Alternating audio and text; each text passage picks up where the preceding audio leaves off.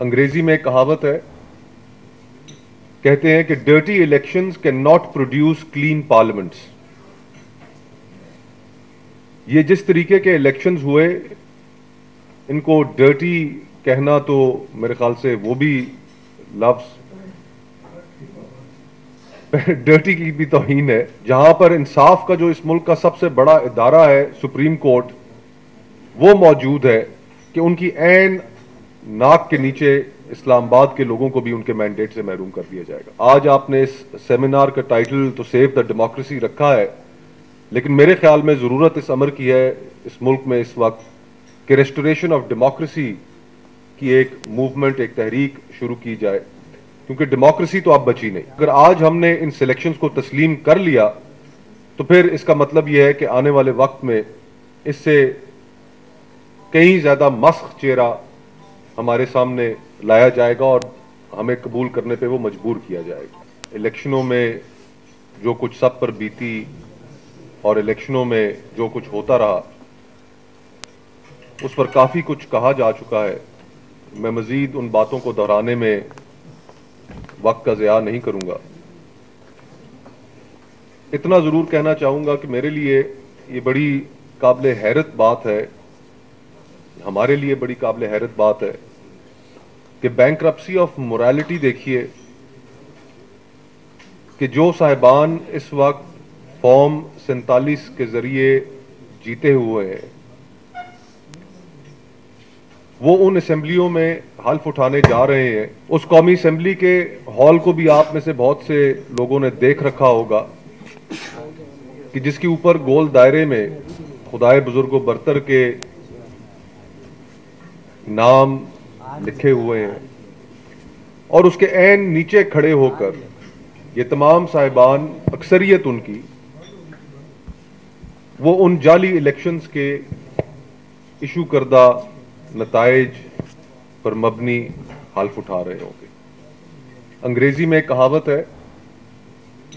کہتے ہیں کہ dirty elections can not produce clean parliaments. یہ جس طریقے کے الیکشنز ہوئے، ان کو ڈرٹی کہنا تو میرے خیال سے وہ بھی لفظ ڈرٹی کی بھی توہین ہے۔ ڈے لائٹ رابری ہے، یہ عوام کے مینڈیٹ کے اوپر ڈے لائٹ رابری ہے۔ اور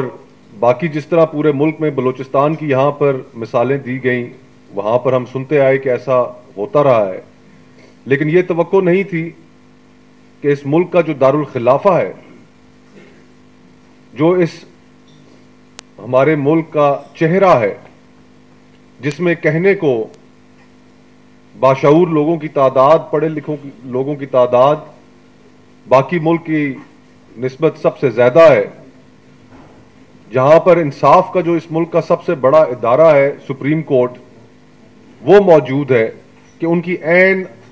ناک کے نیچے اسلام آباد کے لوگوں کو بھی ان کے مینڈیٹ سے محروم کر دیا جائے گا۔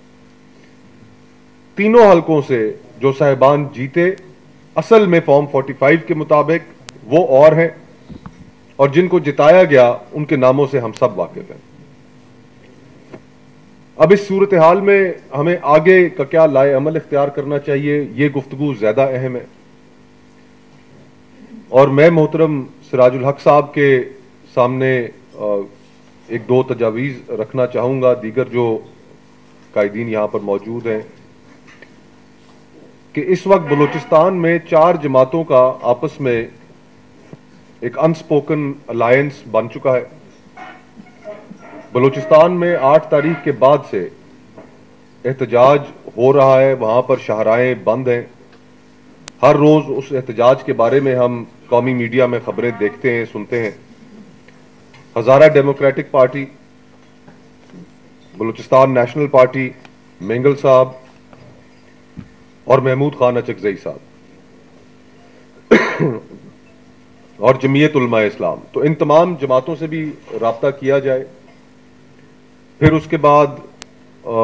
سندھ کے اندر جی ڈی اے اس وقت سراپا احتجاج ہے، الیکشنوں میں نتائج کے حوالے سے، دھاندلی کے حوالے سے۔ تحریک انصاف کے نمائندے یہاں پر موجود ہیں، اور دیگر جماعتوں کے ساتھ بھی رابطہ کیا جائے اور اس کو یہ جو آج کی نشست ہے اس کو فروٹفل بنانے کے لیے اگر یہ تمام ساری جماعتیں بھی ایک پلیٹ فارم پہ اکٹھی ہو جائیں، اور یہ آج آپ نے اس سیمینار کا ٹائٹل تو سیو دا ڈیموکریسی رکھا ہے، لیکن میرے خیال میں ضرورت اس امر کی ہے اس ملک میں اس وقت کہ ریسٹوریشن آف ڈیموکریسی کی ایک موومنٹ، ایک تحریک شروع کی جائے، کیونکہ ڈیموکریسی تو اب بچی نہیں، اور جو ڈیموکریسی کا چہرہ ہمارے سامنے ہے یہ ڈیموکریسی نہیں ہے، یہ ڈیموکریسی کے ذریعے وجود میں آنے والا چہرہ نہیں ہے، یہ سلیکشنز ہیں، اور اگر آج ہم نے ان سلیکشنز کو تسلیم کر لیا تو پھر اس کا مطلب یہ ہے کہ آنے والے وقت میں اس سے کہیں زیادہ مسخ چہرہ ہمارے سامنے لایا جائے گا اور ہمیں قبول کرنے پہ وہ مجبور کیا جائے گا۔ باقی تجاویز بھی میں دیر سے آیا ہوں، سن نہیں پایا، لیکن جو میری موجودگی میں ہوئی ان میں اچھی تجاویز دی گئی، لیکن ایلیفنٹ ان دا روم کو ضرور ایڈریس کرنا پڑے گا، اور وہ یہ ہے ہماری اسٹیبلشمنٹ کا رول۔ ہم کب تک اس ملک میں اس چیز کی اجازت دیتے رہیں گے کہ لوگوں کا جو مینڈیٹ ہے، ان کی جو رائے ہے، اس پر اس طریقے سے پری پول ریگنگ میں بھی اثر انداز ہوتا ان کی طرف سے ہوا جاتا رہے، اور پھر جب وہ کسی خاطر میں نہ آئے، کسی کام میں نہ آ سکے، تو بلیٹنٹ دھاندلی کر کے جو فارم 47 کو جس طریقے سے بدلا گیا، تو اسٹیبلشمنٹ کے رول کو بھی کھل کے ڈسکس کرنا پڑے گا کہ 76 سالوں سے یہ جو دائروں کا سفر جاری ہے